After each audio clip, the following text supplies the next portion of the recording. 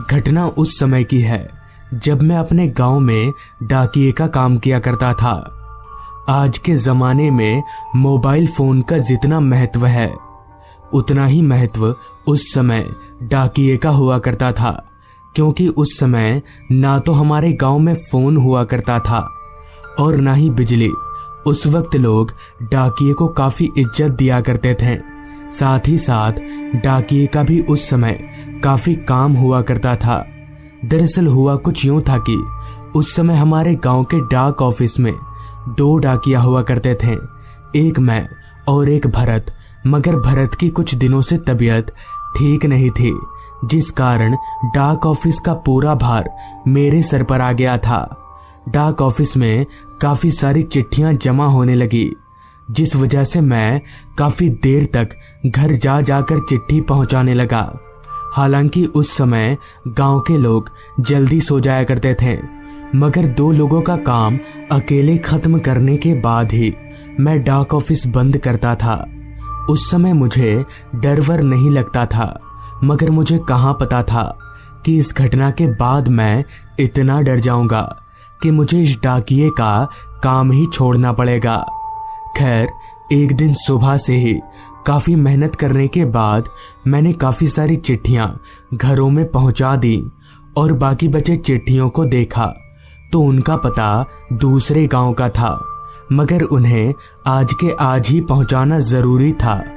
जिसके बाद मैंने घड़ी में वक्त देखा तो वक्त हो रहा था दोपहर के 3:30 बजे का। लिहाजा मैं सारे चिट्ठियों को लेकर दूसरे गांव की तरफ चलता बना। हमारे गांव से सामपुर गांव पैदल चलकर जाने में करीब 1 घंटे का वक्त लगता था, तो अभी मुझे काफ़ी पैदल चलना पड़ेगा। कुछ दूर चलने के बाद मैंने अपने मन ही मन में कहा, क्यों ना रामू की दुकान पर चाय पीकर आगे चला जाए। इतना बोलते ही मैं रामू की दुकान पर चाय पीने चला गया। अभी मैं चाय पी ही रहा था कि तभी रामू ने कहा, क्या डाकिया साहब, आज किधर जा रहे हैं? इस पर मैंने कहा, वो मैं आज सामपुर गांव जा रहा हूं। तो सामपुर गांव का नाम सुनते ही रामू एकदम से चुप हो गया और फिर अचानक अपनी चुप्पी तोड़ते हुए बोला, डाकिया साहब, वापस लौटते लौटते तो काफ़ी रात हो जाएगी, तो जरा संभल कर आइएगा, क्योंकि सामपुर गांव का रास्ता ठीक नहीं है। जिस पर मैंने रामू से कहा, यह क्या बोल रहा है तू? तुझे पता है ना मैं इन सब बातों पर विश्वास नहीं करता।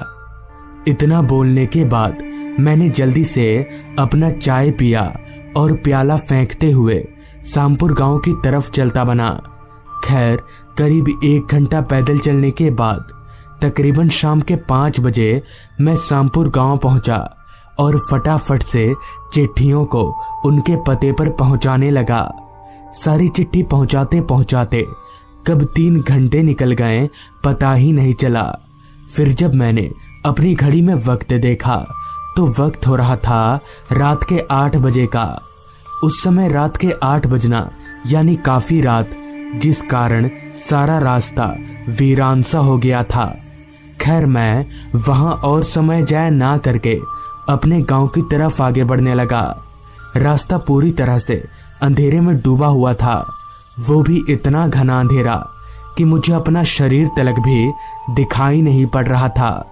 अमूमन मैं रात को हर वक्त अपने साथ एक टॉर्च रखता हूँ, लेकिन आज मैं अपना टॉर्च डाक ऑफिस में छोड़कर आया था, जिस कारण मैं चांद की धुंधली रोशनी के सहारे ही आगे बढ़े जा रहा था। उस रास्ते पर सन्नाटा इतना छाया हुआ था कि दूर कहीं से ट्रेन की आवाज मुझे साफ साफ सुनाई पड़ रही थी। साथ ही साथ बीच बीच में आ रही रात कीड़ों की आवाजें उस माहौल को और भी ज्यादा सुनसान बना रही थी। एक तो काफी रात, ऊपर से इतना सुनसान रास्ते को देखकर मैंने अपने मन ही मन में कहा, अगर कोई सवारी मिल जाए तो मैं उसी के सहारे गांव चला जाऊंगा, वैसे भी काफी थक चुका हूं। इतना बोलकर मैं अभी आगे बढ़ ही रहा था कि तभी मेरी नजर रास्ते के आगे किनारे पर खड़े एक आदमी पर गई, जो कि एक रिक्शे के पास खड़ा था। उस आदमी को देखते ही मैं समझ गया कि ये एक रिक्शा वाला है। साथ ही साथ उस रिक्शे वाले को देखकर मुझे काफी खुशी महसूस हुई कि अब मुझे पैदल चलना नहीं पड़ेगा। मगर तभी मेरे जहन में एक सवाल ने दस्तक दी कि ये रिक्शा वाला इतनी रात गए यहाँ पर क्या कर रहा है। इतनी रात गए तो इसे कोई सवारी भी नहीं मिलती होगी। खैर मुझे उससे क्या, मुझे तो घर जाने से मतलब था। तो मैं चलकर उस रिक्शे वाले के पास गया तो मुझे अपने पास आता देख उस रिक्शे वाले ने कहा, कहाँ जाना है बाबू साहब, आइए मैं छोड़ देता हूँ। इस पर मैंने जवाब दिया, वो मुझे कालपुर गांव जाना है। जिस पर उस रिक्शा वाले ने कहा, हाँ हाँ बैठिए मैं ले चलता हूँ। जिसके बाद मैं उस रिक्शा वाले की रिक्शा में चढ़कर बैठ गया और मेरे बैठते ही रिक्शा वाले ने रिक्शा को आगे बढ़ा लिया और हम अपने गांव की तरफ आगे बढ़ने लगे। रास्ते के दोनों तरफ घने जंगल होने के कारण जंगलों से तरह तरह की जंगली जानवरों की आवाजें आ रही थी। मैं भूत प्रेत से तो नहीं डरता था मगर जंगली जानवरों से डरता था। खैर अभी हम आगे बढ़ ही रहे थे कि तभी उस रिक्शा वाले ने कहा, बाबू साहब आप शामपुर गांव चिट्ठी बांटने गए थे तो आपने मदन लाल को चिट्ठी क्यों नहीं दिया? जिस पर मैंने जवाब दिया, हाँ मदन लाल के नाम से तो एक चिट्ठी आई है, मगर मैं जब उसके घर देने गया तो उसके घर पर कोई भी नहीं था। फिर जब मैंने आसपास से पूछा तो लोगों ने बताया कि मदन लाल की मौत कुछ दिन पहले ही हो गई है और वो अपने घर पर अकेला रहता था, जिस कारण ना तो कोई चिट्ठी लेने वाला था और ना ही मैंने दिया। लेकिन आपको कैसे पता चला?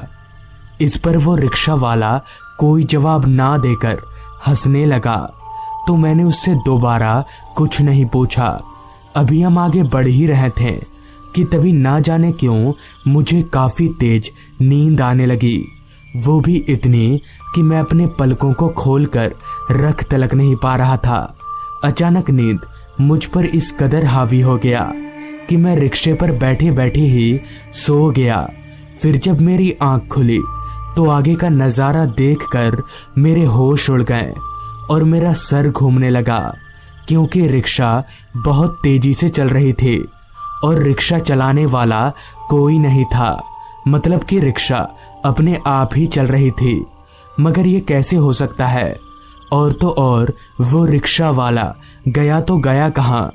अभी मैं ये सोचकर काफी हैरान हो ही रहा था कि तभी मुझे आवाज आई, बाबू साहब मैं वही मदन लाल हूँ।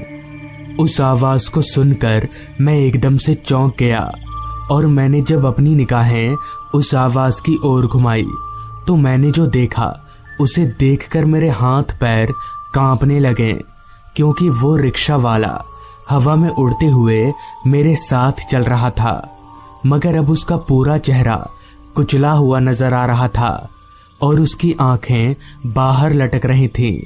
अभी मैं उसे देखकर कांप ही रहा था कि तभी अचानक काफी रफ्तार से चल रही रिक्शा एकदम से रुक गई और मेरे सामने वो रिक्शा वाला यानी कि मदन लाल की आत्मा आकर खड़ी हो गई।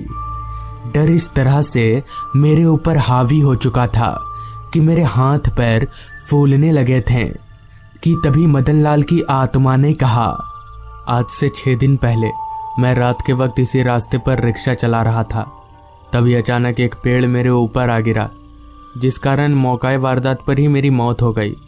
मगर ये खबर मेरे घर वाले नहीं जानते, क्योंकि मेरे घर वाले यहाँ से काफ़ी दूर दूसरे गांव में रहते हैं। और आप मेरे घर वालों के पास जाकर मेरी मौत की खबर बता देना, क्योंकि जब तक मेरा अंतिम संस्कार नहीं होगा तब तक मेरी आत्मा को शांति नहीं मिलेगी और मेरी आत्मा यहीं पर भटकती रहेगी। इतना बोलकर मदन लाल की आत्मा हवा में धुआं हो गई और मैं सीधे अपने घर चला आया और दूसरे दिन मदन लाल के घर वालों के पास जाकर पूरी बात बता दी। तो दोस्तों, ये थी आज की कहानी। बारिश का सुहाना मौसम चल रहा था। गांव की हरियाली और गीला गीला माहौल सब कुछ काफी अच्छा लग रहा था। एक शाम जब हम 3 दोस्त, मैं, अंकित और नीरज, हम लोग बारित काका के टपरी पर गर्मा गर्म चाय का लुत्फ उठा रहे थे, तभी नीरज बोला, भाइयों बहुत दिनों से कहीं घूमकर आना नहीं हुआ। अगले साल गए थे हम लोग दीघा, फिर कहीं जाना नहीं हुआ। चलो इस बार भी कहीं से घूमकर आते हैं। इस पर मैंने कहा, पर इस बार कहाँ जाएंगे इस बारिश में? इस पर हमारे तीसरे दोस्त अंकित ने कहा, मैं एक जगह जानता हूँ, चलो ताजपुर। वहां मेरे चाचा के दोस्त का होटल भी है। होटल नहीं, कॉटेज बोलते हैं लोग उसे। वहां पास ही में समुद्र भी है। अंकित की बात पर हमें कोई आपत्ति नहीं थी। वैसे भी घर पर पड़े पड़े हम लोग ऊब चुके थे। अगर कहीं घूमकर आएंगे तो अच्छा ही रहेगा। लिहाजा हम तीनों ताजपुर जाने की तैयारी में लग गए। उसके अगले दिन सुबह ही हम तीनों ने गांव के नजदीकी बस स्टैंड से ताजपुर जाने वाली बस पकड़ ली। अंकित बता रहा था कि ताजपुर थोड़ा दूर है, पहुंचते पहुंचते शाम हो जाएगी। तो हम निश्चिंत होकर बस में अपनी अपनी जगह पर बैठे रहें। धीरे धीरे समय बीतता चला गया। शाम के करीब 5:30 बजे के आसपास हमारी बस ताजपुर पहुंची। बस से उतरकर हम लोग बस स्टैंड से बाहर निकले। इधर का मौसम थोड़ा बिगड़ा हुआ सा था। आसमान में घने काले बादल छाए हुए थे। बारिश किसी भी वक्त अपना कहर बरसा सकती थी। ताजपुर ना तो कोई गांव था और ना ही कोई बड़ा शहर। खैर, अंकित हमें वहीं पास ही में खड़े एक रिक्शा वाले के पास ले गया और रिक्शा वाले से बोला, ब्लैक कॉटेज चलोगे? इस पर उस रिक्शा वाले ने अंकित को सर से लेकर पैर तक पूरा देखा और फिर बोला, ब्लैक कॉटेज? पर क्यों, वहां क्यों जाना है आपको? इस पर अंकित बोला, क्यों जाना है का क्या मतलब होता है, बस जाना है। इस पर रिक्शा वाला बोला, पर साहब आप नहीं जानते, वहां जाना सही नहीं है अभी। इस पर अंकित थोड़ा खिसियाते हुए बोला, बकवास मत करो, कितना भाड़ा चाहिए वो बताओ। रिक्शा वाला चुप हो गया और 60 रुपया बोलकर हम लोगों को रिक्शा में बैठने का इशारा किया। हम तीनों रिक्शा में सवार हो गए और रिक्शा ब्लैक कॉटेज की ओर चल पड़ी। आप लोगों की तरह ही उस वक्त मुझे भी ये नाम थोड़ा अजीब सा लग रहा था। खैर, कुछ 15 से 20 मिनट चलने के बाद रिक्शा एक मोड़ के पास रुकी और रिक्शा वाला बोला, बाबू साहब आप लोग यहीं उतर जाइए, इससे आगे मैं नहीं जा पाऊंगा। रिक्शा वाले की बात सुन अंकित और उसके बीच फिर से बहस छिड़ गई, पर हमने किसी तरह अंकित को शांत कर लिया। रिक्शा वाले को पैसा देकर हम लोग पैदल ही अपनी मंजिल की तरफ आगे बढ़ने लगे। चलते चलते मैंने अंकित से पूछा, भाई ये तेरा कॉटेज और कितनी दूर है? तो इस पर अंकित बोला, बस अब आ गए। उसके इतना कहते ही हम लोग ठीक उस इमारत के पास खड़े थे। हालांकि बिल्डिंग के मेन दरवाजे के बाहर ब्लैक कॉटेज का बोर्ड लगा हुआ था, मगर उस इमारत को देखकर ये प्रतीत नहीं हो रहा था कि वहां कोई रहता भी होगा। खैर, हम उस इमारत के दरवाजे की ओर आगे बढ़े। अभी हम तीनों आगे बढ़ ही रहे थे कि तभी दरवाजा एकदम से खुला और हमें एक आदमी नजर आया। पतला सा शरीर, भीतर गती हुई आंखें, मानो किसी ने कंकाल के ऊपर चमड़े की एक परत चढ़ा दी हो। मगर तभी अंकित बोला, अरे भोला काका, आप इतने पतले कैसे हो गए? चेहरा सूख गया है पूरा। इस पर उस आदमी ने कहा, क्या बताएं बेटा, बस तबीयत खराब रहती है आजकल। मुझे और नीरज को ये समझते देर नहीं लगी कि ये अंकित के चाचा जी के दोस्त और इस कॉटेज के मालिक हैं। खैर, जिसके बाद भोला काका हमें कॉटेज के अंदर ले गए। कॉटेज में कमरे तो बहुत सारे थे, मगर उन कमरों में कोई आदमी नजर नहीं आ रहा था। मुझे ये बात थोड़ी खटक सी रही थी, जिस पर मैंने हिचकते हुए भोला काका से पूछा, काका यहाँ कमरों में कोई नजर नहीं आ रहा? इस पर काका बोले, अभी नहीं, रात होते ही सब नजर आने लगेंगे। उनका जवाब मुझे कुछ समझ में नहीं आया। तभी नीरज धीरे से मेरे कानों में बोला, अबे लगता है कि इसके होटल में कोई रहता ही नहीं है। खैर हम तीनों ने एक बड़ा सा कमरा चुना ताकि हम लोग उसमें एक साथ रह सकें। इस दौरान हमारी मुलाकात गंगाराम से हुई, जो कि वहीं उसी कॉटेज में खाना बनाने और बाकी कामों को संभालते थे। उन्होंने हमारा सामान उस कमरे तक पहुंचा दिया जहां हम रहने वाले थे। फिर हम लोग भी चलकर उस कमरे में गए। वो कमरा बाकी कमरों के मुकाबले काफी बड़ा था। उस कमरे में 2 खिड़कियां थी जो होटल के पीछे की तरफ खुलती थीं। मैंने खिड़की से होटल के पीछे की तरफ देखने की कोशिश भी की, मगर तब तक अंधेरा हो चुका था। टिप टिप बारिश भी शुरू हो चुकी थी। खैर हम चारों दोस्त हाथ मुंह धोकर फ्रेश हो जाने के बाद आपस में गप्पे लड़ाने लगे। तब शाम के यहीं कोई 6:30 बज रहे होंगे। इतने में ही गंगाराम जी हाथ में एक बड़ी सी पकौड़ों से भरी प्लेट लिए हमारे कमरे में हाजिर हुए। मगर तभी मैंने एक बात पर गौर किया कि वो जब चल रहे थे तब उनके अंदर से ऐसी आवाज आ रही थी जैसे पत्थर से पत्थर टकरा रहे हों। हालांकि सुनने में थोड़ा अजीब लग रहा है, मगर सच में वो आवाज ऐसी ही थी। खैर पकौड़ों से भरा प्लेट हमारे बीच रखकर गंगाराम जी वहां से चले गए। पकौड़े काफी स्वादिष्ट बने थे। अभी हम सारे दोस्त पकौड़ों का मजा ले ही रहे थे कि तभी नीरज अंकित से बोला, सही में यार बहुत मस्त जगह लेकर आया है तू। यहाँ से समुद्र कितनी दूर है? कल सुबह वहां चलेंगे। इस पर अंकित बोला, ज्यादा दूर नहीं है, सामने ही है, कल चलेंगे। इसी तरह इधर उधर की बातों में कब 2 घंटे गुजर गए पता ही नहीं चला। अभी हम लोग गप्पे लड़ा ही रहे थे कि तभी पास वाली कांच की खिड़की पर मुझे एक अजीब सी रोशनी नजर आई। मैं अपनी जगह से उठकर उस खिड़की की तरफ गया तो पाया कि कॉटेज के पीछे की तरफ बाहर आग जल रही है। देखने से तो वो चीज किसी चिता की तरह मालूम पड़ रही थी। मैंने वो चीज अपने दोस्तों को भी दिखाई तो इस पर अंकित बोला, पता नहीं यार यहाँ चिता कैसे जल रही है? आसपास कोई आदमी भी नहीं है यहाँ पर। इतने में ही पीछे से आवाज आई, बाबू लोग खाना खा लीजिए।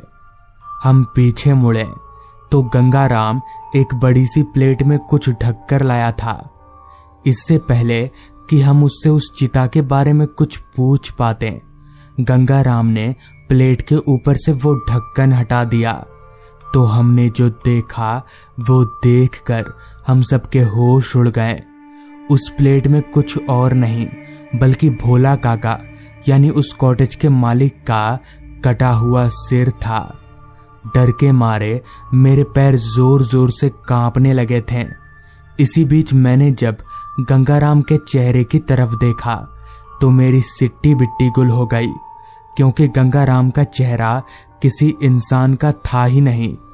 उसके पूरे चेहरे पर बस हड्डियां ही नजर आ रही थी। हम लोगों को कुछ भी समझ नहीं आ रहा था कि अब यह क्या हो रहा है और क्या करना चाहिए। मगर तभी हम तीनों के पास वाली खिड़की से हम तीनों ने कूदकर वहां से अपनी जान बचा ली और सीधे वहीं रुके जहां हमें 2-4 लोग नजर आए। लोगों को पूरी बात बताने पर पता चला कि उस गंगाराम ने भोला काका को किसी आपसी दुश्मनी के चलते जान से मार डाला था, मगर फिर उसके कुछ दिनों बाद वो भी रहस्यमय तरीके से मारा गया। तब से उनकी आत्माएं उसी कॉटेज में भटकती रहती हैं। तो दोस्तों, ये थी आज की कहानी।